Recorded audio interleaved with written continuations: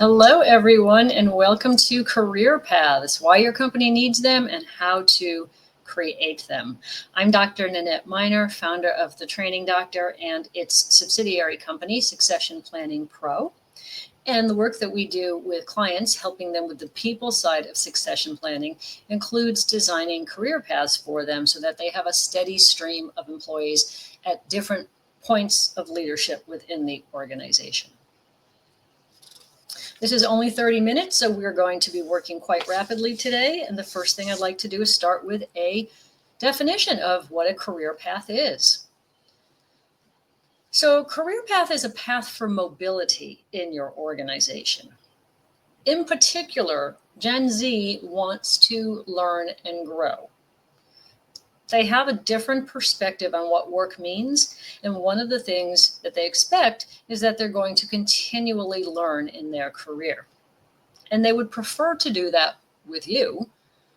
But if you don't have a mechanism that allows for that, then they will look for another company that provides continual learning and growth. Now, we naturally think of a career path as up, right? As a vertical progression.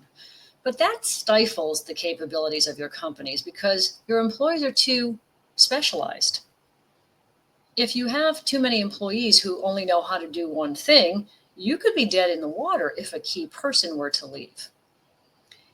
In fact, it doesn't even really have to be a key person. My first career was in radio and television, and at one of the stations that I worked at, our front desk receptionist went out for lunch one day and got hit by a dump truck. And she didn't come back for 7 months. So immediately, the station was in a panic because none of us knew how to run the switchboard. And yet we had to do that. They had to put us at the front desk for 1 and 2 hour shifts until they figured out what was going on with Joanne. How bad was it? Is she going to come back by the end of this week? Do we need to get a temp? And so a whole bunch of us took time away from our desks to work the front desk, which we didn't know how to do. So it doesn't even have to be a key person, in terms of their responsibilities. But if nobody else knows how to do it, you are really hampering your organization. You're creating undue stress. If you're a small company, like under 200 employees, you most definitely want to have career paths because I guarantee you have too many people in your organization who only know how to do one thing. And any one of those, it's kind of like a Jenga game, right? Any one of those that gets pulled out at a time when you don't expect it can really throw off the whole organization. So there's definitely a risk in having people who only know how to do one thing. But today we want to look at the positive side of career paths and the 4 benefits that you get from having career paths and why it's so worthwhile to create them. Career paths positively impact recruitment, retention, leadership pipeline growth, and cross-training, which for some reason companies rarely do anymore. Now, a minute ago, I said that Gen Z wants the opportunity to learn and grow, but really everybody wants that opportunity. And you should not put the onus on them to figure out their career path in your organization. You know what your organization needs. You know how you want it to grow. You know what your goals are. If you are asking in an interview that question you saw on the first slide before we got started today, where do you see yourself in 5 years? That's an impossible question to answer. They don't know what the inside of the organization looks like. They don't know what the opportunities are. And if someone were to answer that and say, I expect I'll be running this department within 5 years, you're going to disqualify them because you're going to think, wow, they're really full of themselves. I just don't know how that question became popular.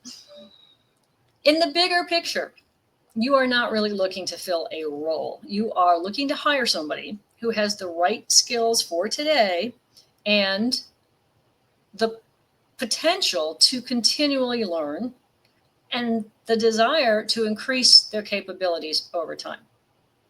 Now, this quote comes from the 2023 LinkedIn Learning Workplace Learning Report, but it is not outdated. These numbers have been steady for years. This is just a snapshot and what they discovered in 2023, asking people what would make you stay or leave your organization. Included in the top 5 factors that drive an employee to look for a new job are benefits, career growth, and the opportunity to learn and develop new skills. So let's look at the benefits to you as an organization from creating career paths. The first benefit is recruitment. When you have career paths, you literally become an employer of choice. When you can hold up a diagram and say to someone, we expect that once you enter here, in 2 years you can be here, in 5 years here, in 7 to 9 years you can be here, and we also have options for you to not follow a linear path. People think, wow, I really can go places in this company. They've thought it through. There's a career for me here, not just a job. And they tell their friends because it's so unique and because it's so beneficial to them. Like in 2 years, they said, I could be this. And in 3 years, I could be this other thing. That excitement and those possibilities make other people want to apply to your organization. I overheard a very similar proof of this. A few years ago, I was at a wedding, and as we were sitting in the chairs waiting for the ceremony to begin, there were 2 young men, maybe late 20s, in the row behind me. And I heard one of them tell the other about his new job, how much money he was making, the 5-year apprenticeship program that he was in. And in 5 years, I'm going to have this designation, these skills, and I'm going to be making this amount of money. And the other young man said, wow, that's something I would love. And the first man said, I can refer you to the company. And the second young man said, absolutely, do it. So you have built in recruiters out there every day because you've given a career path to the people in your organization, and other people want that security, especially Gen Z. They want financial security and they want career security. Compare that to what you have to do. Compare the fact that you're going to create evangelists out in the community who are recruiting for you without even knowing it. Compare that to the amount of time and effort and money you have to put into running ads, sifting through resumes, conducting interviews, screening the candidates, making an offer, waiting for them to accept it, time lost because they have to get up to speed on the job. They don't know the values of the organization or the culture. They don't know who that, internally who they can call on. It takes a long time. I remember working with a client, doing some research for them, and what they were a sales organization. And what we determined was that it took 6 months before that salesperson was actually returning money to the company. Like the work they were doing was actually making the company money after 6 months. You don't want that. You want somebody who can hit the ground running, and you can have people hit the ground running at different stages in their career if you're constantly building them to be capable in those stages. So when you have career paths, you have people come to you. It's a whole lot easier recruitment process. And then logically, what follows onto that is retention. When people have the ability to learn and grow with your organization, they will stay with your organization. But again, they have to see a future or they will go elsewhere. Now, this slide comes at the idea of retention from 2 different angles. The first is career growth through new roles and promotions. So you've established a career trajectory for them, and preferably more than one. We're going to look at that in a little bit when we look at the design of a career path. The second angle is that people take on more learning and certifications, which increases their capabilities, which you can then tie to career growth. You can make those 2 things be intertwined. For instance, if you get certified in X and Y, then you'll earn this new job title, or you will earn a $100 a week raise. In the world of construction, in which I mostly work, the first designation a new engineer typically gets is a PE, a professional engineer designation. And that takes years to accomplish because there's learning and there's also on-the-job experiences that have to be proven. After After they receive their PE, however, it opens up a world of possibilities for them, right? They now have more capabilities. They can take on more responsibility, which is great for your organization, but only if you have a place for them to land. Otherwise, they now become very attractive to other companies who go, awesome, that person's already got their PE. So you want to develop this career path so that as people achieve milestones in their career, you know where you're going to slot them next. And they know where the next opportunity is for them. They don't just say, oh, hey, well, now that I got this, I'm marketable. And you don't have to do what the industry is doing. Like, for instance, I just said the PE designation. That's an industry designation, but you can make up your own designations, your own milestones, whatever you want people to have achieved by a certain point in their career. You can dictate that through the design of the career path. For instance, if you have an HR generalist, you might say to them, if you become Myers-Briggs certified and DISC certified, we'll give you $100 a week raise. Why? Because both of those certifications help them to understand how people tick better, right? Like what motivates them, what jobs they would be good at. So they're going to be better in their job as an HR generalist if they have those skills. They also then might be moved into a recruiting role because those skills are definitely needed with a recruiter to understand how to position a job, to assess through the interview process whether someone would be a good fit for that job or not. So having those designations benefits them, but obviously benefits you as well because they're going to be a more highly performing employee. So you can make any designation you like a requirement for moving up in their career. And then the third benefit, which is the one that I am particularly attracted to, is developing a leadership pipeline. Through career paths, you can start to develop a pipeline of future leaders because they've been with the organization a long time. You can't put somebody who's been with the company 1 year or 2 years into a leadership role. They don't know enough about the company. They don't know enough about leadership, and hiring somebody in from outside the organization who has all that experience is fraught with danger because that doesn't mean that they jive with your company values, your company culture. I mean, we just see in the popular press all the time senior leaders who come to companies from outside other organizations and end up flaming out because they just didn't fit with that company. So better to develop your leaders internally. And if you have that career path that says, in 2 years, in 5 years, in 7 years, in 14 years, you're going to keep them that long because you've planned for it. One of the things I always tell my clients, and they laugh, but it's true, is I want you to say at every recruitment event, anybody in this company could be the future CEO because we have a path planned to get you there. Now, whether you want it is up to you, right? But we know what you need to know to be a successful CEO, and we've mapped it out, and you can follow that map if you so choose. When you have these career paths, you know your leaders are capable because you built them yourself. You designed them yourself. And also, you know that they embrace the values and the goals and the mission of your company, or they wouldn't have stayed with you for 10 and 12 years, right? So if you do your career paths correctly, you have people with tenure who understand how the whole organization runs because you've moved them around in the organization. And again, we're going to look at a sample in a few minutes, and that'll be more clear. But if you start moving them around in the organization, they're going to get that bigger picture of what every department does, how they collaborate with one another, what's each department's priorities, what are their constraints, who are the customers. We have internal customers and external customers. Who are the customers of this particular department?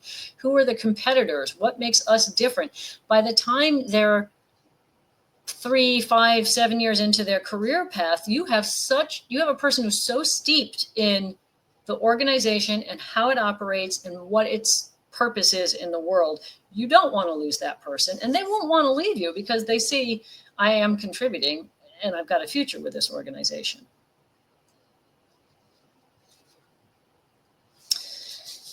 And finally, our fourth benefit is cross-training. In my opinion, the biggest mistake that companies have made in the last 30 to 40 years is that we keep people in silos. If you start in finance, sales, customer service, and you get additional training and promotions, for the most part, it's always in that lane, right? We don't send people from finance to a sales role for a year so they understand how this company makes money. Like, I can manage the money once it's here, but how does this company make money? I think that would be beneficial for finance people to know sales, and vice versa. A few years ago, I was working with a manufacturing company, and every person who ran a machine on the manufacturing floor, that's the only machine they knew how to use. And if the machine broke down, which they did frequently because they were about 30 years old at that point, they just basically got a paid break for however long it took for the mechanic to get over there and figure out what was wrong and then figure out how to fix it. If they had done cross-training in this organization, they could have moved them to a different machine. Or they could have moved them to the quality control desk. So they were testing the parts that came off the machine, or procurement to do paperwork, or make outbound calls and get quotes for materials, or to the materials department to do picking and kitting. They could have used those people and got some value back for however much they were paying them per hour. But instead, these people just got to stand around and wait for their machines to be fixed. So let's look at how we go about creating career paths. The first thing you want to do is focus on skills. More specifically, adaptable skills, not job titles. Remember, this does not have to be linear. It's not employee, team leader, manager. And you don't want to focus on tasks. What do they do in their daily job? Like, what is the first thing they do in the morning? What's the last thing they do at night? You don't want to focus on the tasks. You want to focus on the skills they are using to complete those tasks. So knows how to use Salesforce is not as helpful as knows how to use 3 or more software platforms. Because if you can work in 3 or more platforms, then I know you have adaptability and the capacity to learn. And so if I move you to another department and it requires a different platform than you've ever used, I'm not worried that you don't have the skill yet, because I know you will learn that skill because I know you've done it in the past. So you have the skill to be able to learn and to be adaptable. If we say that Janet has skills A, B, and C in her customer service role, then what other roles in the company could those 3 skills be utilized? Maybe R&D, maybe sales, operations, maybe a future management role. For example, communication is a skill, right? You don't see a job posting that doesn't say must have excellent communication skills, but they hardly ever define that. What does good communication or communication as a skill require? Let's say you have a CSR and they're great at listening and they're good at explaining things and they have patience. They're kind to people. Where else can we use listening skills, explaining skills, patience, kindness? Sales, for sure. Business development, which is similar to sales, but different. Training.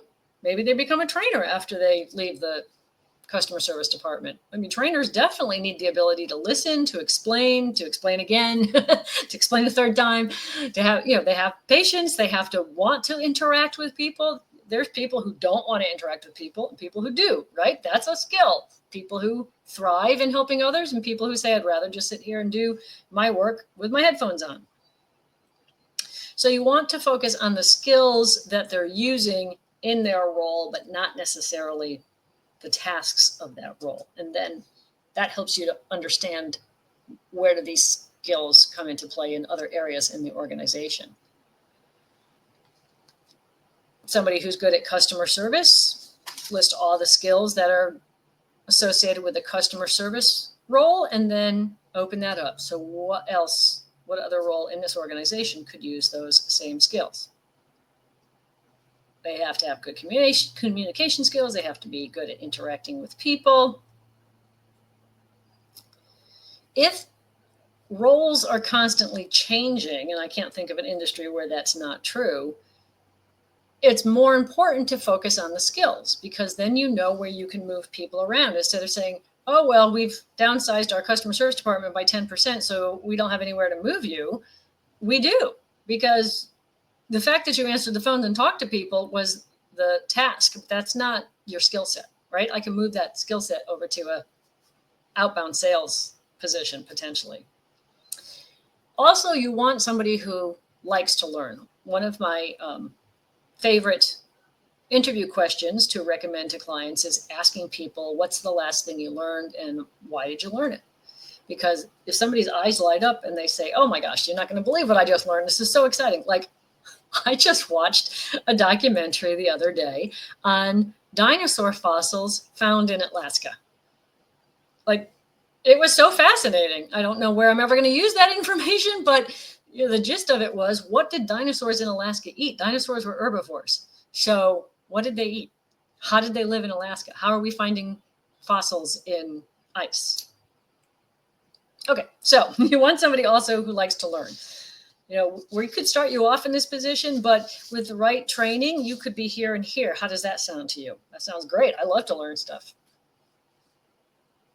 All right, let's look at what a career path looks like then. We're going to look across the top row to begin. So say you hire somebody as an assistant HR recruiter, or assistant recruiter in the field of HR.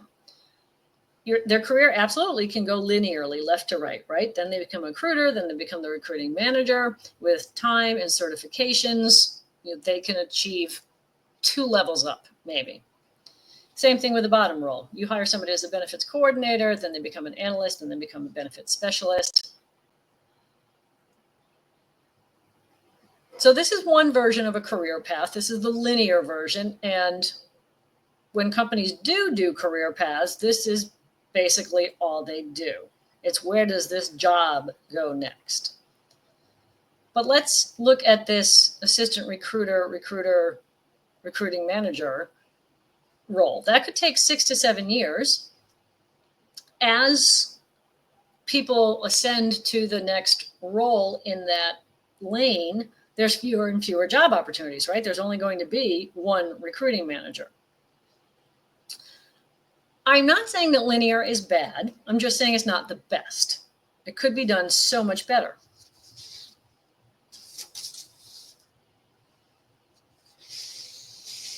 So at an enhanced level, a career path can look like this.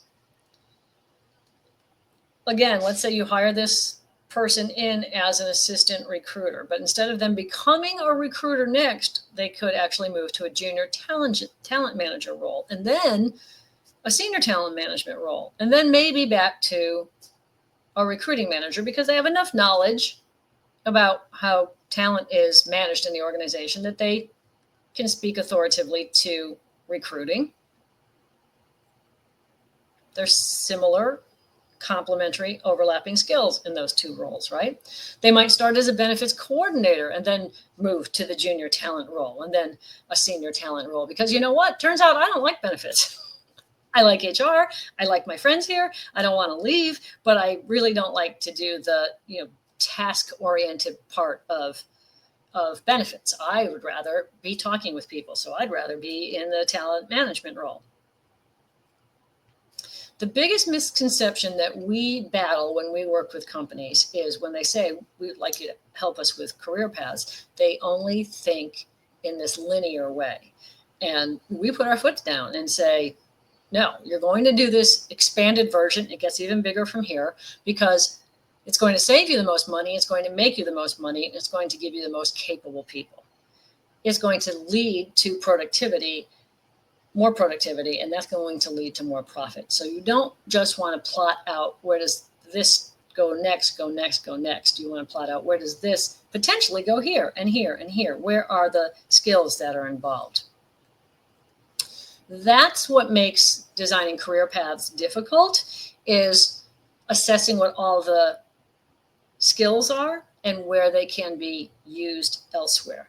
The first couple of weeks of designing career paths are arduous because you're just looking at all the skills and all the job possibilities in the organization and figuring out logical routes from, if they step out, can they go this way? If they stay here, what's the career path that way? Could they go linearly for 3 paths, but then step out somewhere else? So it's hard in the beginning, but once you've got those skills identified, adaptable skills identified, it's almost like constellations in the sky. Like for me, when I find the Big Dipper, then I know where the other things are in orientation to the Big Dipper, right? So when you nail down the adaptable skills and you're like, oh, okay, I know where this one goes. I know where this one goes. And now I know how I can move people around in the organization, develop their capabilities, get more value from them being with the organization.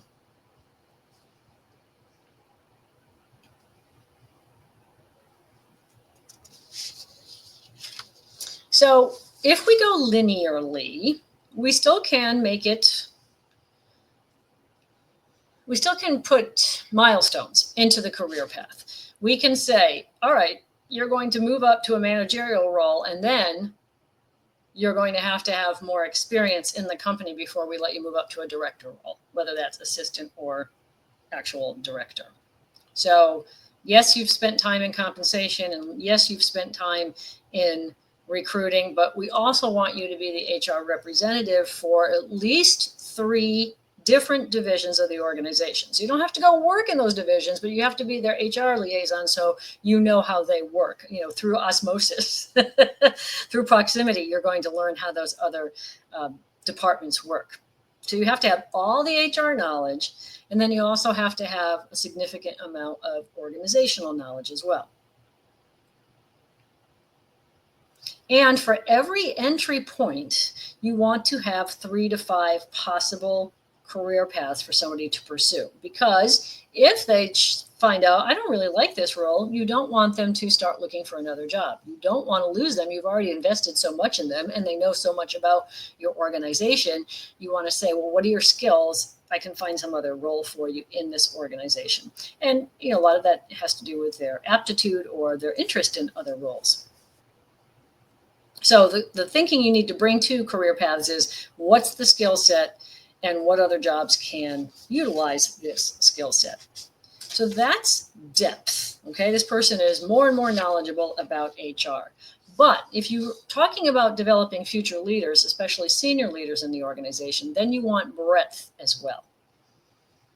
And that's where learning paths come in. So we are very unique in this, and I haven't really found any other companies that offer it. We develop career paths, but then we put learning paths integrated with them. So we kind of stack them one on top of the other. So yes, you can learn all about HR, but you can't become a senior leader in this organization unless you learn about other departments as well.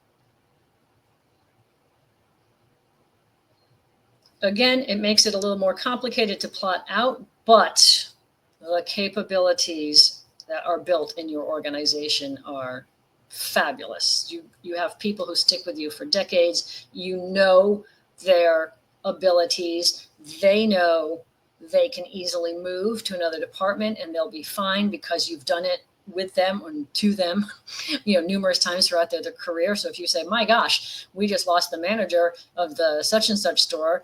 I've never run a store, but I know enough about the company. I can go run that store for 4 weeks while you're looking for a new manager, right? So just the productivity never quits, and therefore the profitability never quits when you have well thought out career paths and learning paths. So generally what happens is, we're going to go back to the HR example as again, and these numbers indicate how many promotions they get within the field of HR or how many certifications they've gotten. So generally what happens is, I am in my bubble. I'm in HR and I've gotten 3 promotions in the last 8 years. I've gotten 3 certifications in the last 8 years. Whatever it is, I am just becoming more and more immersed in HR, which really does not help the organization, right? I'm good at what I do, but I can't benefit the organization in any bigger way.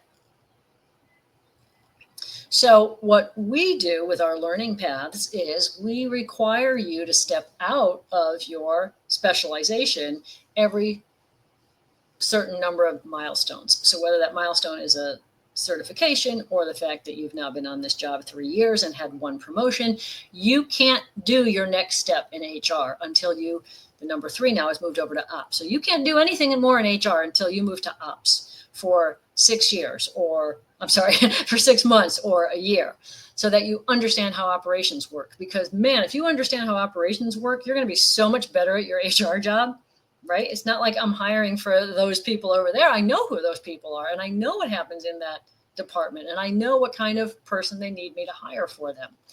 And so now I can come back to my HR role for 2 more promotions or 2 more designations, but then I have to leave again. And now I got to go learn finance, and I have to do 2 rotations in finance, because I have to know how the money works in this organization, because the biggest expense in any company is the HR expense, right?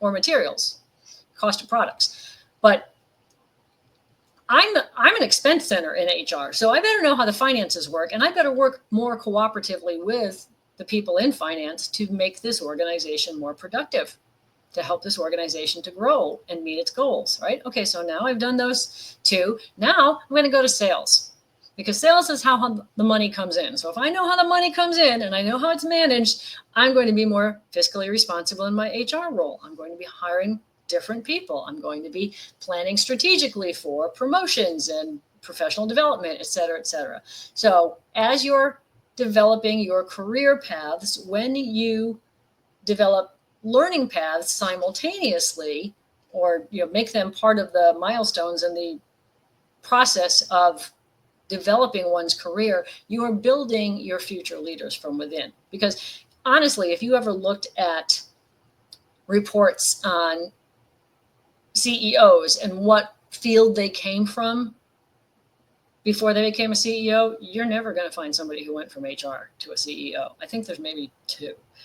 You're almost never going to find somebody who came from finance and became the CEO. The only one I know who did that was the former CEO of Merck.